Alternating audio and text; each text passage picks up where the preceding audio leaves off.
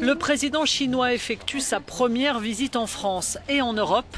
Et dans l'Hexagone, c'est par Lyon qu'il l'a commencé. L'ancienne capitale de la soie a un lien historique avec la Chine. La visite de Xi Jinping marque le 50e anniversaire des relations diplomatiques franco-chinoises.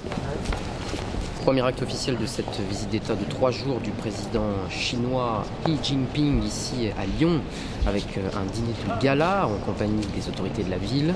Ce mercredi, poursuite de cette visite entre Rhône et Saône avec l'Institut franco-chinois et auparavant le centre de recherche Biomérieux.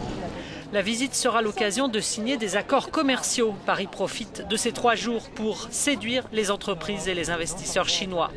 En marge de la visite, quelques manifestants pro-Tibet. Ils espèrent être bien plus à Paris où le président chinois sera jeudi. C'est juste pour transmettre un peu de messages, pour lui faire bouger quelque chose dans sa cœur. Et il pourrait, parce que quand même il est né dans le 21e siècle, il ne peut pas rester comme un Mao Zedong trop fermé, vous voyez. On est dans une société, je ne parle pas de la société française uniquement, mais mondiale, où en fait la seule chose qui compte, ce sont les papiers.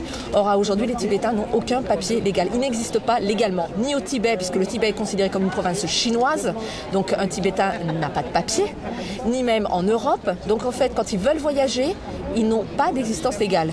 Mais les droits de l'homme ne seront pas au centre du séjour, un séjour où le tapis, rouge bien sûr, est déroulé à Xi Jinping.